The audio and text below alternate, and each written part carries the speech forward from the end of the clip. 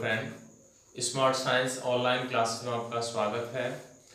आज हम बात कर रहे हैं चैप्टर नंबर 9 या कोऑर्डिनेशन कंपाउंड का जो नेक्स्ट टॉपिक है। कल मैंने बताया था इस टॉपिक में या लास्ट टॉपिक में जो बताया था कि योगात्मक योग क्या होता है, उनसे संबंधित जो लवण हैं उनको अपन किस प्रकार से सेपरेट करते हैं, क्या कैसे परिभाषित करते हैं। इसमें मैंने बताया था एक तो होते हैं सामान्य या सरल लवण, एक होते हैं द्विक लवण और एक होते हैं संकुल यौगिक। सामान्य या सरल लवण में क्या होता है, ऐसे लवण जो एक ही प्रकार के धनायन तथा एक ही प्रकार के ऋणायन से मिलकर बने होते हैं, उन्हें हम क्या कहते हैं, सामान्य या सरल लवण। जैसे एग्जाम्पल होता है NaCl। एक दूसरा था द्विक लवण कि ऐसे यौगिक जो ठोस अवस्था में स्थायी होते हैं लेकिन अगर जल में घुला जाए तो एक से अधिक प्रकार के धनायन तथा एक से अधिक प्रकार के ऋणायन में विभक्त हो जाते हैं, वो क्या कहलाते हैं, द्विक लवण। एग्जाम्पल के तौर पर अपन बात अगर करें, जैसे फिटकरी होता है, कार्नेलाइट होता है, FAS फेरस अमोनियम सल्फेट होता है, ये सभी किसके उदाहरण होते हैं, द्विक लवण के। ठीक है, क्योंकि कह सकते हैं हम कम से कम दो लवण उसमें विद्यमान होते हैं। आगे स्थिति आती है संकुल यौगिक की। संकुल को हम कहते हैं जटिल। संकुल को क्या कहा जाता है, जटिल। उसकी परिभाषा क्या होती है कि ऐसे पदार्थ जो ठोस अवस्था तथा गलित अवस्था दोनों में स्थायी होते हैं, अर्थात इनको जल में घोला जाए तो पूर्ण रूप से आयनों में विभक्त नहीं होते। इन्हें जल में घोलने पर पूर्ण रूप से आयनों में विभक्त नहीं होते, संकुल यौगिक या जटिल यौगिक कहलाते हैं। जैसे कल मैंने बताया था K4FeCN का O6 potassium hexacyanoferrate second ion, वो अपना फेरेट सेकंड होता है। लेकिन ये जो नाम है वो अपन आगे बात करेंगे क्योंकि डायरेक्टली अभी समझ में नहीं आएगा कैसे अपन नाम दे पाते हैं। ठीक है, एक एक करके सभी पॉइंट को अपन पढ़ते जाएंगे और उसके बाद अपन नामकरण भी देखेंगे, इनका समवयवता भी देखेंगे, इसके अलावा बॉन्डिंग भी देखेंगे इनमें। तो ये सब पॉइंट किसके अंतर्गत आते हैं, कोऑर्डिनेशन कंपाउंड के अंतर्गत। तो आज हम बात कर रहे हैं उपसहसंयोजक यौगिक की। मैंने परिभाषा बताई थी। उपसहसंयोजक यौगिक की परिभाषा क्या होती है,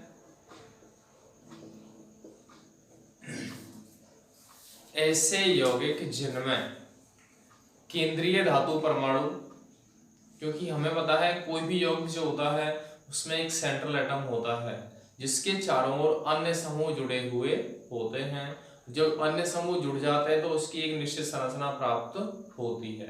तो उसके अकॉर्डिंग हम इसकी परिभाषा देते हैं। तो क्या होते हैं, ऐसे यौगिक जिनमें केंद्रीय धातु परमाणु दाता परमाणु के साथ ऐसे यौगिक जिनमें केंद्रीय धातु परमाणु दाता परमाणुओं के साथ उपसहसंयोजी बंध बनाकर निश्चित ज्यामिति में उपस्थित होता है।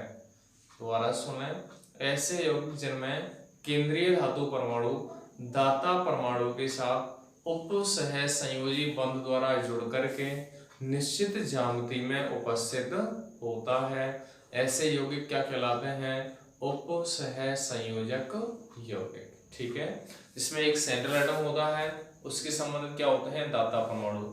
जैसे एग्जांपल अपन और भी लें, मानेंगे CONH3 का होल 6 Cl3, या इसको ना लेकर के अपन यहाँ पे क्या है माना कि +3 है। अब इसमें अपन देखें, जो बड़ा क्वेश्चन होता है उसके अंदर दो भाग होते हैं। एक तो होता है केंद्रीय धातु परमाणु और उससे जुड़ने वाले समूह। जो बड़े कोष्टक में सबसे पहले आता है उसको तो हम क्या कहते हैं, केंद्रीय धातु परमाणु। क्या कहते हैं, केंद्रीय धातु परमाणु।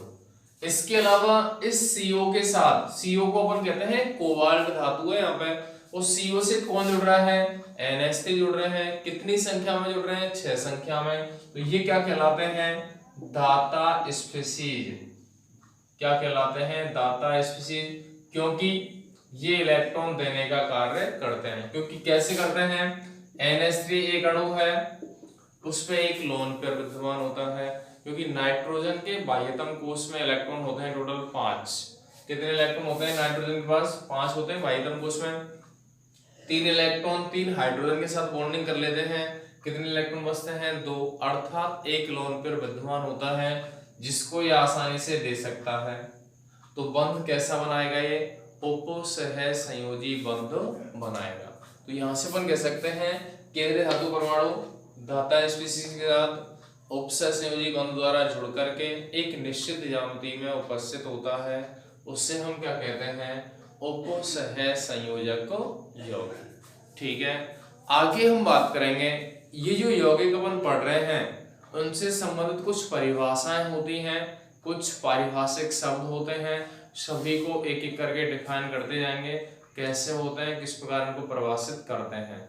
ठीक है, यहाँ पे अपन क्या पढ़ेंगे? जैसे केंद्रीय धातु परमाणु की परिभाषा क्या होती है, लिगेंड क्या होता है जिससे हम दाता स्पीशीज भी कहते हैं, इसके अलावा समन्वय संख्या या ऑक्सीजन संख्या क्या होती है, इसके अलावा समन्वय बहुफलक क्या होता है, आयनिक मंडल या समन्वय मंडल क्या होता है, इसके अलावा होमोलैप्टिक हेटेरोलैप्टिक संकुल क्या होते हैं, इन सभी के बारे में हम एक एक करके परिभाषा देखेंगे। और उसके बाद अपन देखेंगे लिगेंड के प्रकार, लिगेंड कैसे होता है, कितने प्रकार का होता है, उसको अपन किस प्रकार से डिफाइन कर पाते हैं। ठीक है, तो देखें आगे कौन कौन से पारिभाषिक शब्द यहाँ पे यूज में आते हैं। तो पहला जो पारिभाषिक शब्द अपन देखेंगे वो किसकी बात करेंगे? सेंट्रल एटम की, केंद्रीय धातु परमाणु।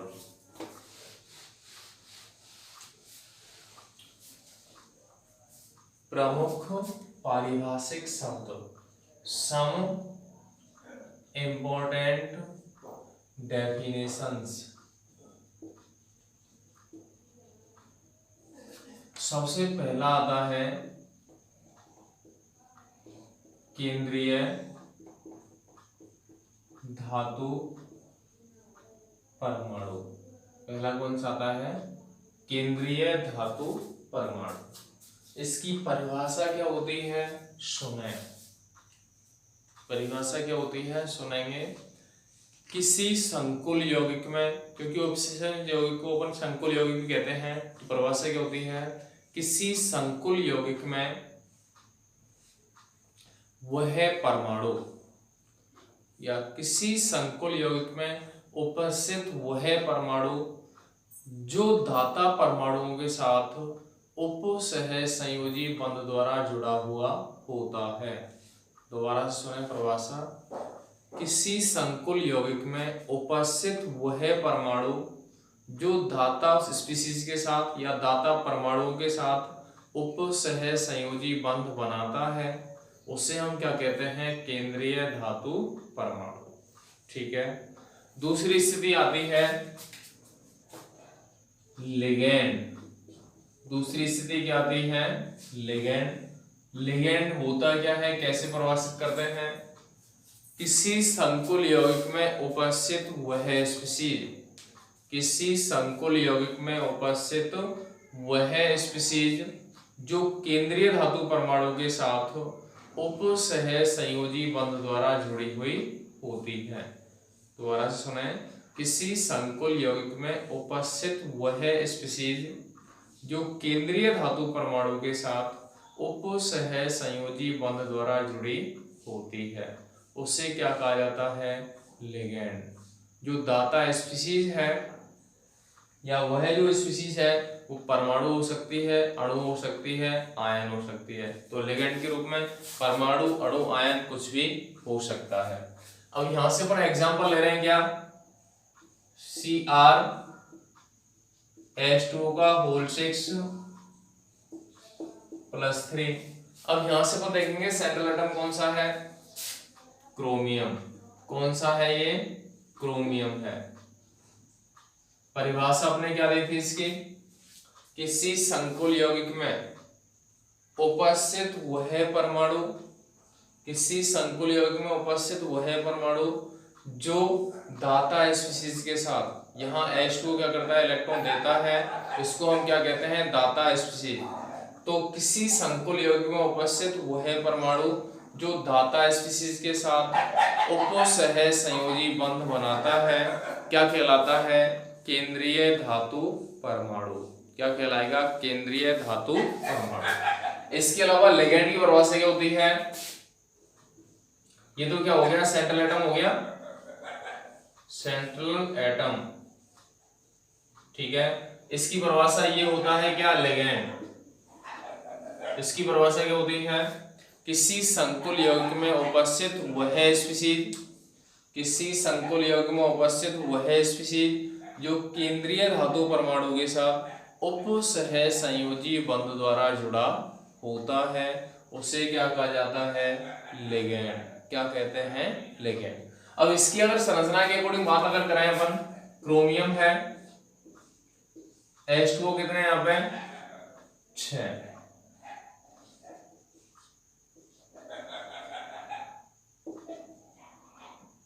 यहां से अपन जोड़ेंगे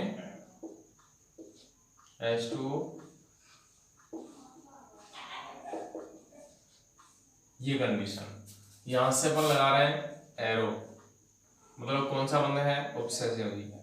तो परिभाषा क्या हुई? क्रोमियम देखो कहाँ उपस्थित है?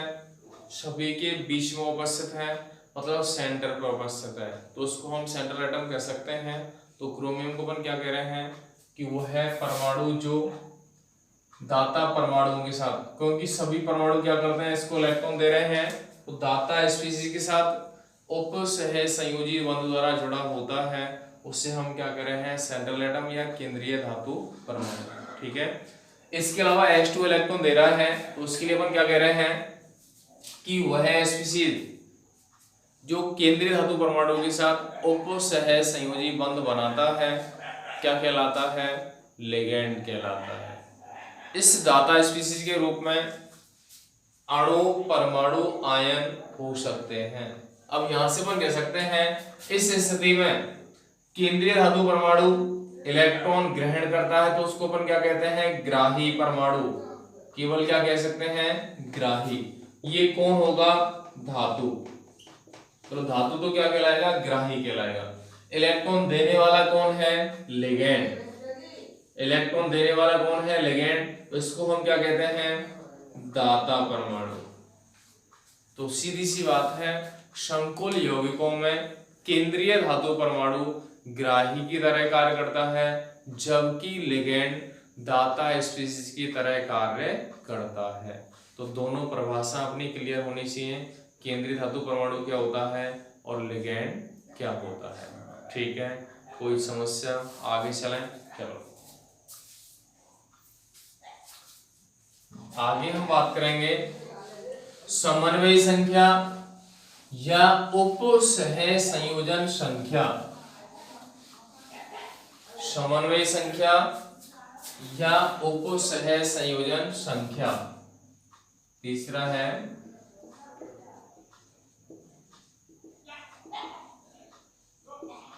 या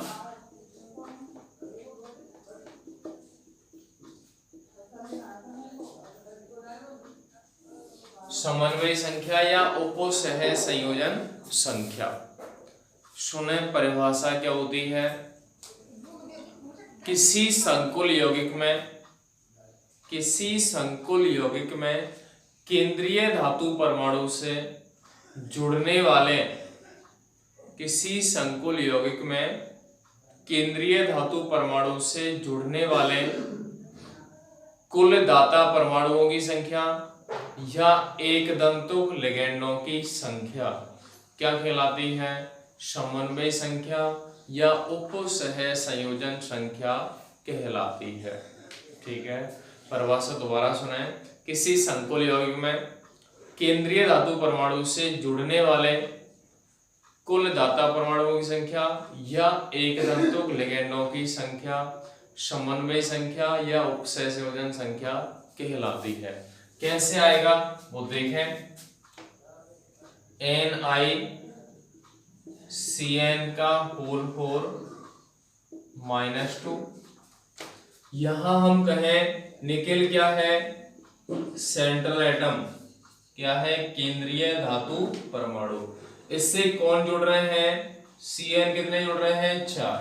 अब Cn अगर 4 जुड़ रहे हैं, इसकी संरचना अपन कैसे बनाते हैं? निकेल 4 CN को जोड़ रहे हैं, 1 2 3 4 CN जोड़ दिया। अब यहां से अपन क्या कहेंगे, ये जो संरचना मिली है इसमें निकिल तो क्या है, केंद्रीय धातु परमाणु, CN क्या है, दाता स्पीशीज या दाता परमाणु। अब यहां से अपन क्या कह सकते हैं कि परिभाषा अपन ने क्या दी थी, किसी संकुल यौगिक में केंद्रीय धातु परमाणु से जुड़ने वाले कुल दाता परमाणु की संख्या, दाता परमाणु कितने हैं, 1 2 3 4, कितने दाता परमाणु हो गए, 4 हो गए। ठीक है, या हम कह सकते हैं एक दंतुक लिगेंडों की संख्या। एक दंतुक का मतलब है कि ऐसे लिगेंड जिनमें केवल एक दाता परमाणु विद्यमान होता है, मतलब या वो है केवल एक ही बंध बनाता है, उसे हम क्या कहते हैं, एक दंतुक लिगेंड। ठीक है, तो यहाँ पे एक एक बंध बन रहा है, कितने बंध बन रहे हैं, 1 2 3 4, तो जितने बंध बनेंगे उतनी ही क्या कहलाएगी उसकी समन्वय संख्या। तो इस संकुल यौगिक की जो समन्वय संख्या है या ऑक्सीजन संख्या है उसका मान कितना होता है, 1 होता है, वो 4 होता है, 4 बंध बन रहे हैं, ये हो जाएगा। इसी प्रकार कोई भी एग्जांपल दूसरा लें तो उसके अकॉर्डिंग अपन क्या कर सकते हैं, उसकी समन्वय संख्या प्राप्त हो जाएगी, कोई समस्या नहीं आएगी। तो समन्वय संख्या कितनी है, यहाँ पे 4 है। ऐसे एग्जांपल और भी देखें अपन, कैसे निकालेंगे वो समन्वय संख्या। माना कि कोई एग्जांपल और दे दिया, COEN का होल थ्राइस +3। एक एग्जांपल अपना है CONH3 का होल 6। अब यहां से अपन देख रहे हैं कोबाल्ट है, कोबाल्ट से कौन जुड़ेगा, NH3 जुड़ेंगे, कितने जुड़ेंगे, 6, कितने NH3 जुड़ेंगे, 6 जुड़ेंगे, 6 NH3 जोड़ दो,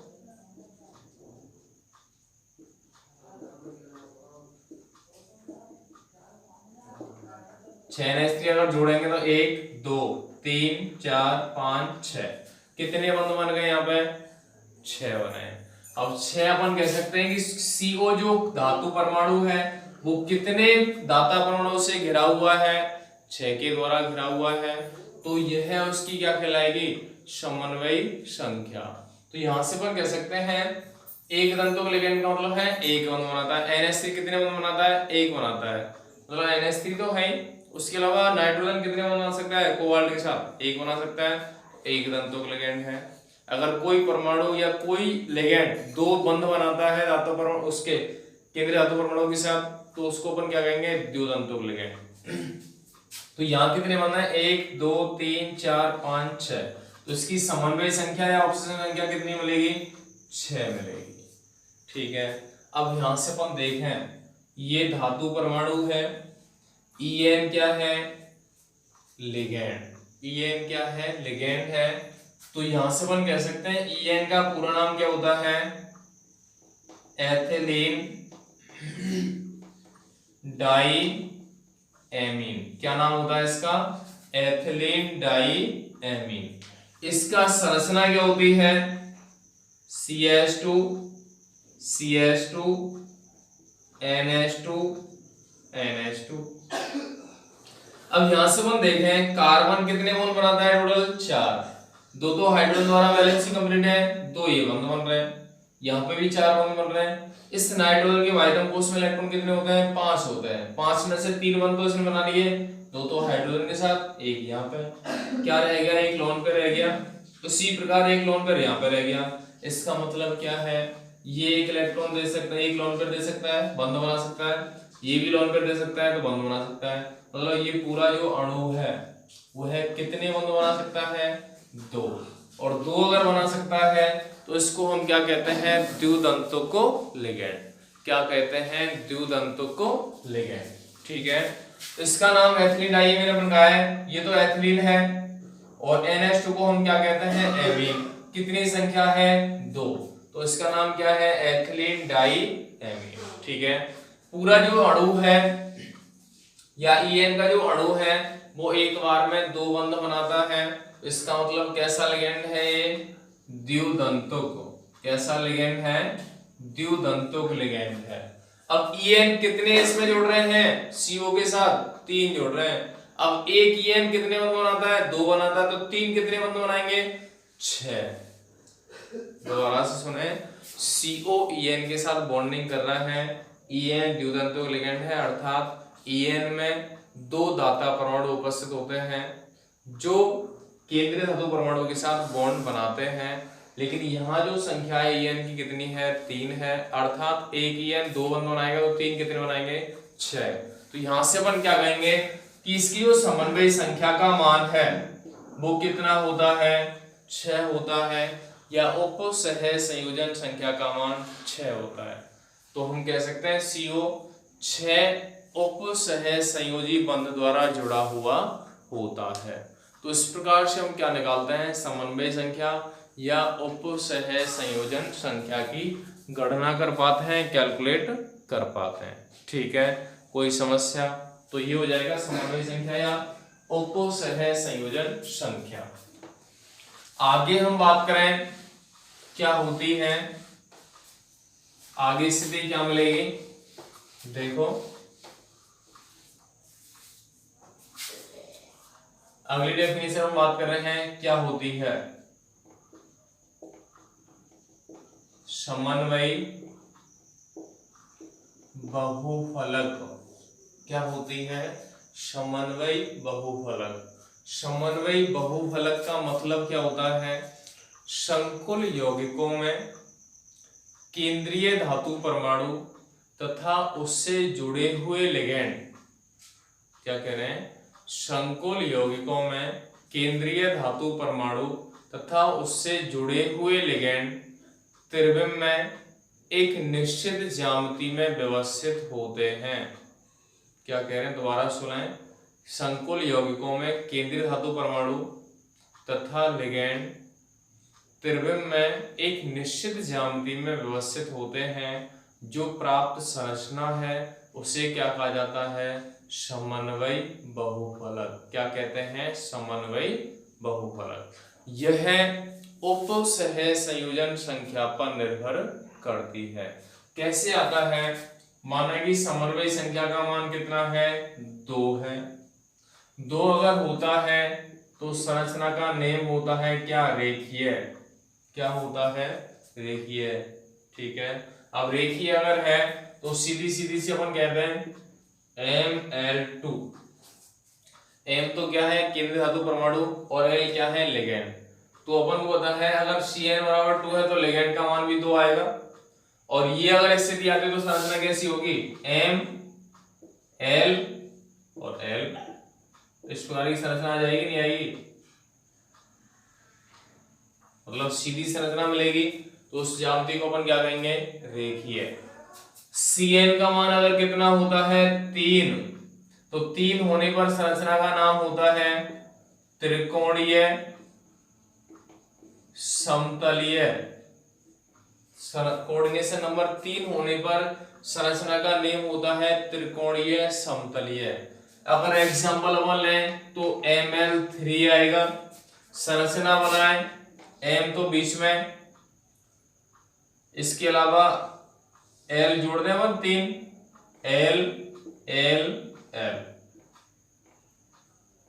ये अपना देखें संरचना कैसी है? त्रिकोणीय है या नहीं है? त्रिकोणीय है। एक तल में उपस्थित है या नहीं है? उपस्थित है। तो इसका नाम क्या होता है? त्रिकोणीय समतलीय। तो ये जो संरचना है वो हम त्रिविम में व्यवस्थित करते हैं, त्रिविम में बनाते हैं, तो इनको हम क्या कहते हैं? समन्वयी बहुफलक। समन्वयी बहुफलक क्यों है? क्योंकि ये संरचना समन्वय संख्या पर ही निर्भर करती है। समन्वय संख्या 2 है तो आकृति कैसी है? रेखीय। समन्वय संख्या 3 है तो आकृति कैसी होती है? त्रिकोणीय समतलीय। अब आगे देखेंगे अपन समन्वय संख्या 4, 5, 6 सभी को अपन डिफाइन करेंगे कैसे संरचना प्राप्त होती है। देखो